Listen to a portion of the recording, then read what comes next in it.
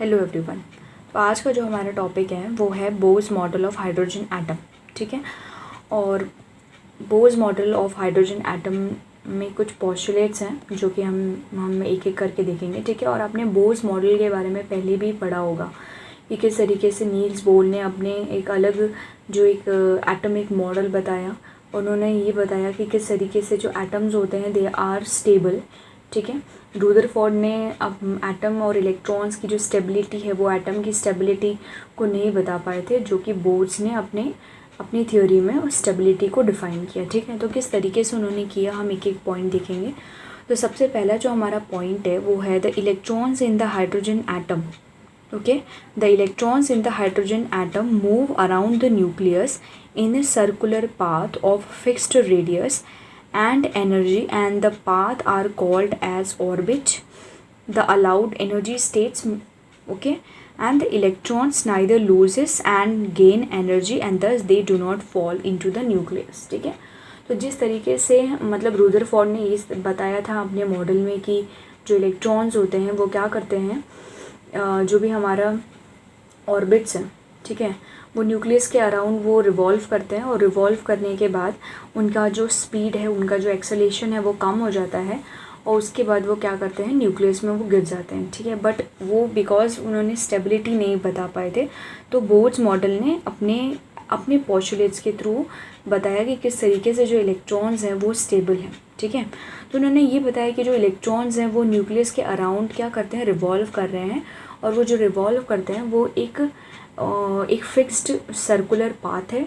ठीक है, उस सर्कुलर पाथ को हम ऑर्बिट भी कहते हैं, शेल्स भी कहते हैं, एंड एनर्जी लेवल भी कहते हैं। ठीक है, एंड जो भी इलेक्ट्रॉन्स होते हैं जब तक वो रिवॉल्व कर रहे होते हैं न्यूक्लियस में, ऑर्बिट्स के अराउंड, न्यूक्लियस के अराउंड, ठीक है, तब तक वो एनर्जी को ना ही गेन कर सकते हैं और ना ही लूज़ कर सकते हैं। ठीक है, ये भी आपने पढ़ा होगा। ठीक है, फिर इस तरीके का आपने इस तरीके का ये शेल्स देखा होगा बोर्स मॉडल में, कि इस तरीके से हमारा जो न्यूट्रॉन और प्रोटॉन मींस हमारा न्यूक्लियस जो होता है वो it is present in the centre, और इस तरीके के हमारे एनर्जी लेवल्स होते हैं। ठीक है, इस तरीके से हमारे एनर्जी लेवल्स होते हैं।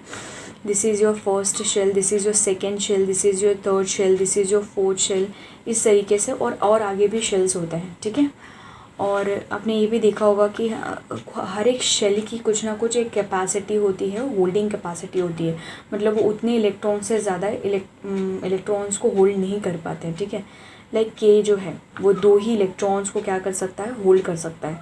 एल जो है वो सिर्फ 8 इलेक्ट्रॉन्स को होल्ड कर सकता है। ठीक है, एम जो है वो 18 इलेक्ट्रॉन्स को होल्ड कर सकता है, और एन जो है वो 13 इलेक्ट्रॉन को होल्ड कर सकता है। ठीक है, और इसके बेसिस पे हम क्या करते हैं, किसी भी एलिमेंट का इलेक्ट्रॉनिक कॉन्फ़िगरेशन हम कर सकते हैं। ठीक है, तो आपने ये जो एक शेल्स है बोर्स मॉडल का शेल, वो आपने पहले लोअर क्लासेस में देखा होगा। ठीक है, सो आपको जो ये फर्स्ट पॉइंट है वो क्लियर हो गया होगा कि इन्होंने क्या बताया कि जो भी इलेक्ट्रॉन्स हैं वो हमारे एटम वो हमारे एक fixed orbital path, that is orbit, उसमें रिवॉल्व कर रहे हैं इलेक्ट्रॉन्स। ठीक है, और इलेक्ट्रॉन्स जब तक वो रिवॉल्व कर रहे हैं तब तक ना ही वो एनर्जी को गेन कर सकते हैं और ना ही एनर्जी को लूज़ कर सकते हैं, जिसके वजह से वो क्या रहते हैं, इलेक्ट्रॉन्स जो होते हैं वो स्टेबल होते हैं।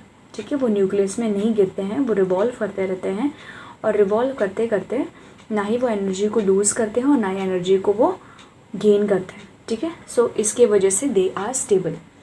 Now the next state is, तो बोर्स ने अपने सेकेंड लॉ में ये बताया कि the energy of an electron in the orbit does not change with time, and the electron move from lower energy state to the higher energy state. During this transition they emit out light and radiation. तो उन्होंने ये बताया कि जो electrons हैं अपने orbit में, हमने ये पढ़ा कि इलेक्ट्रॉन्स जब तक अपने ऑर्बिट में है वो ना ही एनर्जी को गेन कर सकते हैं और ना ही एनर्जी को लूज़ कर सकते हैं। ठीक है, बट अगर उन पे कोई एक्सटर्नल फैक्टर, जैसे आपने अगर लाइट को स्ट्राइक किया एटम्स पे, तो वो उस एनर्जी को गेन कर लेंगे, और गेन करके वो क्या करेंगे, अपने ग्राउंड स्टेट से एक्साइटेड स्टेट में चले जाएंगे। मतलब कोई भी इलेक्ट्रॉन जो है ना ही एनर्जी को गेन कर सकता है और ना ही एनर्जी को लूज़ कर सकता है, हमने ये देखा। बट वो अपने अपने एनर्जी मीन्स अपने ऑर्बिट को, अपने एनर्जी स्टेट से हायर एनर्जी स्टेट तक जा सकता है, और हायर स्टेट से हायर एनर्जी लेवल से लोअर एनर्जी लेवल में भी आ सकता है। कब? जब आप कोई एक्सटर्नली कोई एनर्जी को एनर्जी देंगे, ठीक है। जैसे आप एग्जाम्पल के थ्रू मैंने आपको पहले ही समझाया है, यहाँ पे भी मैंने एक डायग्राम बनाया है, देखो यहाँ पे इस तरीके से अगर कोई इलेक्ट्रॉन ग्राउंड स्टेट पे है, ठीक है, और अगर आप उससे यहाँ पे लाइट सप्लाई कर रहे हो, ठीक है, बाहर एक्सटर्नल कोई लाइट को एक सप्लाई कर रहे हो, और ये लाइट सप्लाई करने के बाद ये इलेक्ट्रॉन जो है वो एनर्जी गेन करेगा, और गेन करके वो हायर लेवल पे चला जाएगा। फिर देन आई टोल्ड यू कि हायर लेवल पे उसका जो एक्साइटेड स्टेट रहता है वो अनस्टेबल होता है, और अनस्टेबल होने के वजह से वो क्या करते हैं, वो अपने हायर स्टेट से मेटा स्टेट पे आ जाते हैं, और मेटा स्टेट से फिर ग्राउंड स्टेट पे आ जाते हैं, ठीक है। और इस तरीके से वो क्या कर सकते हैं, एनर्जी मीन्स अपने जो ऑर्बिट्स हैं, जो एनर्जी स्टेट्स है, उसको वो क्या कर सकते हैं, वो चेंज कर सकते हैं। जब किसी एनर्जी को वो गेन करेंगे तो लोअर एनर्जी लेवल से हायर एनर्जी लेवल पे वो जंप करेंगे, ठीक है। बट अगर किसी एनर्जी को वो लूज़ करेंगे, ठीक है, देखो यहाँ पे एक्साइटेड स्टेट पे जाने के बाद वो अनस्टेबल हो जाते हैं, और फिर से वो नीचे आने की कोशिश करते हैं।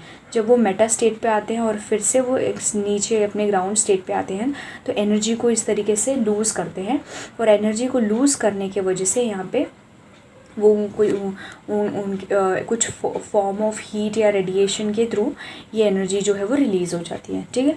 तो बेसिकली इस मतलब ये पोस्टुलेट में क्या बताया है कि जो भी इलेक्ट्रॉन्स हैं, ठीक है, तो वो अपने एनर्जी लेवल को या वो कोई भी शेल को कब मीन्स अब जब तक वो अपने शेल में रिवॉल्व कर रहे हैं, ठीक है, बट आप कोई एक्सटर्नल एनर्जी या कोई फैक्टर अगर आप लाइट के फॉर्म में दे रहे हो, तो वो अपने खुद के शेल को छोड़ के हायर स्टेट में चले जाएंगे, और फिर अगर वो एनर्जी को फिर से वो हायर स्टेट से फिर वो क्या कर सकते हैं, अपने लोअर स्टेट में वापस आ जाएंगे, और वो उस वक्त क्या करेंगे, एनर्जी को लूज़ करेंगे, ठीक है। तो ये बेसिकली इस सेकेंड पोस्टुलेट में ये चीज़ें बोली हैं। फिर देखो थर्ड में क्या है, the frequency of the radiations are emitted when transition occur between two stationary states that differ in the energy. तो जब वो लाइट रेडिएशंस को, जब मैंने यहाँ पे बताया कि जो लाइट रेडिएशंस को वो प्रोड्यूस करेंगे, इवॉल्व आउट करेंगे, तो उनका भी कुछ ना कुछ उस रेडिएशन का क्या होगा, फ्रीक्वेंसी होगा, और उस फ्रीक्वेंसी को हम क्या कर सकते हैं, कैलकुलेट कर सकते हैं, इवैल्यूएट कर सकते हैं, ठीक है। तो mu is equals to delta E divide by h. ये डेल्टा ई क्या है, जिस एनर्जी स्टेट से वो चेंज हो रहे थे, मतलब अगर वो लोअर से हायर में जा रहे थे या हायर से लोअर में आ रहे थे, तो कुछ रेडिएशंस को इमिट आउट कर रहे थे, मतलब वो हायर से लोअर में आ रहे थे। तो इसीलिए यहाँ पे जो एनर्जी, देखो यहाँ पे क्या लिखा है, E2 माइनस E1, मतलब जब वो हायर से लोअर में आ रहे थे तो रेडिएशंस को इमिट कर रहे थे, तो हायर से लोअर में आ रहे थे तो अपने रेडिएशंस को इमिट आउट कर रहे थे। इसलिए हम जो यहाँ फ्रीक्वेंसी जो निकालेंगे उसका फॉर्मूला है delta E divide by H, that is E2 minus E1 divide by H, ठीक है। सो ये E1 और E2 जो है वो आपका एनर्जी लेवल्स हैं, शेल्स के, ठीक है, एनर्जी स्टेट्स के एनर्जीज़ हैं, ठीक है, और H जो है that is your Planck constant. तो इस तरीके से आप क्या कर सकते हो कि जो भी रेडिएशन इवॉल्व आउट हो रहा है उसका फ्रीक्वेंसी निकाल सकते हो, ओके। सो ये बोस मॉडल के कुछ पोस्टुलेट्स थे, और हमने कल जो टॉपिक पढ़ा था दैट इज़ जो हमने पैशन सीरीज़ और ये इन सब के टॉपिक जो पढ़े थे, उसके जो कुछ पॉइंट्स थे, हमने कौन कौन से सीरीज़ पढ़े थे, 5 सीरीज़ पढ़े थे, ठीक है।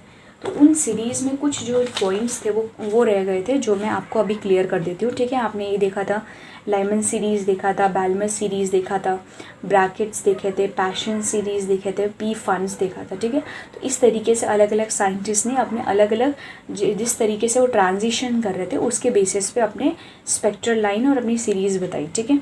तो उसमें जो बैल्मर नाम के जो साइंटिस्ट थे, जिन्होंने विजिबल रीजन वाले रेडिएशंस को बताया कि ये जो स्पेक्ट्रल लाइन है, जब वो रेडिएशंस को प्रोड्यूस कर रहे हैं तो वो विजिबल रीजन में हैं। तो बैल्मर ने जब अपने स्पेक्ट्रल लाइंस को स्टडी किया तो उन्होंने क्या किया कि उन्होंने वेव नंबर निकाला, ठीक है, और उन वेव नंबर में उन्होंने इस तरीके का कुछ फॉर्मूला लगाया, लाइक 109677, ठीक है। ये एक नंबर है जो मैं आपको बताती हूँ क्या है वो, and this is your 1/2² minus 1/n square, ठीक है। और ये जो n स्क्वायर है वो एक इंटीग्रल नंबर है जिसका वैल्यू 2 से ज़्यादा होना चाहिए, जैसे 3, 4, 5, ठीक है। तो ये हमारा हो गया वेव नंबर। अब क्या हुआ कि बैल्मर को ने और बहुत सारे साइंटिस्ट ने इस तरीके से सीरीज़ निकाली और वेव नंबर निकाला।